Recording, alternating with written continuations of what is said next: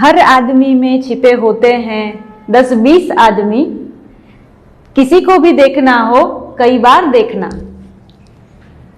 आपकी बात तो कुछ सयानी सी लगती है, मेरी समझ से परे है। अरे कुछ खास नहीं, निदा फाजली जी इसके शायर हैं और वो शायद ये कहना चाहते हैं कि हम सब में एक से ज़्यादा पहलू होते हैं, तो हम जब किसी को मिलते हैं तो एक ही बार में किसी को देखकर सारी चीज़ें सोच नहीं लेनी चाहिए। हो सकता है उसके व्यक्तित्व के काफ़ी और भी पहलू हैं, हम उसको और भी दृष्टिकोण से देख सकते हैं। इनके अनुसार तो 10-20 दृष्टिकोण कम से कम बनते हैं। आपकी बात का मतलब ये हुआ कि एक व्यक्ति में बहुत सारे व्यक्ति छिपे हैं। जी, तो मेरे ख्याल से तो शब्दों में भी ऐसा ही है। अरे आइए देखते हैं कुछ शब्द ऐसे ही जिसके अंदर बहुत सारे शब्द छिपे हुए हैं। अरे वाह, चलिए देखते हैं। यह देखो, अनारकली, इसमें कितने सारे शब्द छिपे हैं, जैसे कि अनार, नार, कली, नाक, अली, नाली वगैरह।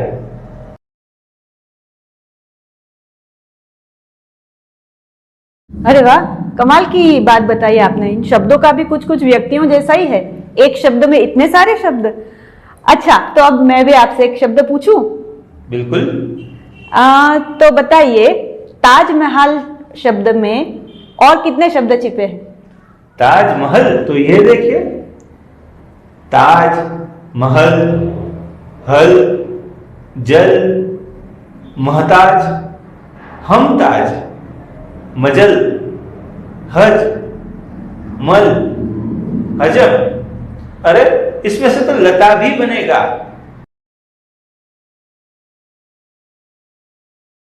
कितना मजेदार खेल है। बिल्कुल। जो अब देखते हैं कि इस शब्द में से कितने शब्द बनते हैं।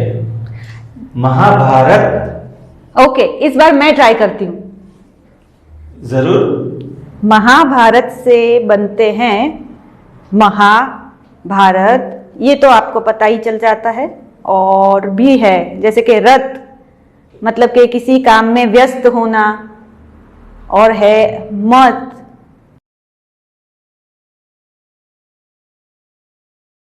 अरे ठहरो ठहरो, कुछ चीजें देखने वालों के लिए भी तो बाकी रखते हैं। ठीक है। महाभारत में से दूसरे और 9 शब्द बन सकते हैं। अब आप सोचिए, और उसके अलावा 2 शब्द आप लोगों को गृह कार्य के लिए दे रहे हैं। एक वातावरण, दूसरा अहमदाबाद। अरे वाह वाह, शब्दों के ये खेल तो बड़े ही रोचक है। बिल्कुल। खेलते हैं एक दूसरा खेल? जरूर। ठीक है, तो आप भी देखिए कि यहाँ पर कुछ शब्द देखते हैं जो लगेगा कि आपस में जुड़े हुए नहीं हैं, लेकिन फिर भी उन पर से हमें वाक्य बनाने हैं। और शर्त यह है कि दोनों शब्द वाक्य में आने चाहिए। बाकी के शब्द आपको उसमें डालने हैं और एक अर्थसभर वाक्य आपको बनाना है। अरे वाह, एक उदाहरण देंगे आप जरा? हाँ हाँ जरूर। ये देखिए, जैसे कि ये 2 शब्द हैं, ताला और अदरक। अब इस पर से वाक्य बनाते हैं। मैंने ताला लगाया, उसके बाद मुझे याद आया कि अदरक लेना तो मैं भूल ही गया। अब आपकी बारी। जैसे कि एक शब्द है कपड़ा और दूसरा शब्द है सूरज। अब इन दोनों को जोड़कर कुछ नया वाक्य इस प्रकार से बनाते हैं, जैसे कि राजकुमारी को ऐसा कपड़ा चाहिए जिसमें से सूरज की एक किरण भी उसको ना लगे। आहा, हो रहा है ये खेल मजेदार। चलिए दूसरे 2 शब्द आपको देती हूं। फूल, नाखून। परियों के तो नाखून भी फूल जैसे कोमल थे। वाह वाह वाह वाह।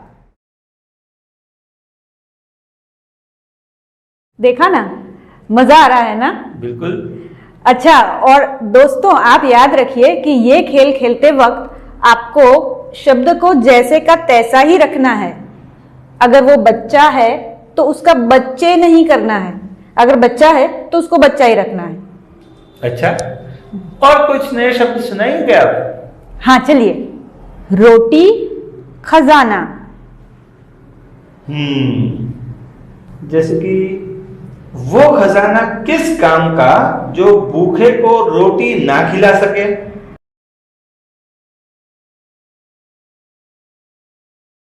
चलिए और दो शब्द देती हूं आपको, युद्ध तबला।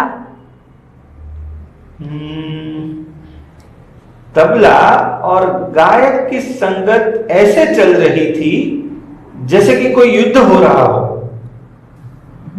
बिल्कुल ऐसे ही करना है। चलिए अब आप मुझे दीजिए दो शब्द। बिल्ली और पंखा। अजीब शब्द है, इसका क्या वाक्य बन सकता है? बिल्ली और पंखा। ओके, कोशिश करने वालों की हार नहीं होती। हाँ हाँ ठीक है ठीक है। चलिए मैंने बनाया है ये वाक्य, पंखा जैसे ही बंद हुआ कि बिल्ली झट से उस पर जाकर बैठ गई।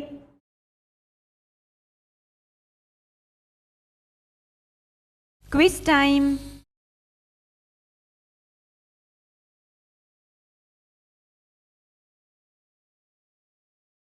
तो दोस्तों, आज हमने देखा कि किस प्रकार से शब्दों के साथ लुका छुपी खेलते हुए एक शब्द में छिपे हुए अनेक शब्दों को हम ढूंढ निकाल सकते हैं, और दो शब्द जिनके बीच में प्राथमिक तौर पे हमें कोई संबंध नहीं लगता, उनको जोड़कर एक वाक्य बनाकर कैसे हम उनको रिश्तेदार बना सकते हैं।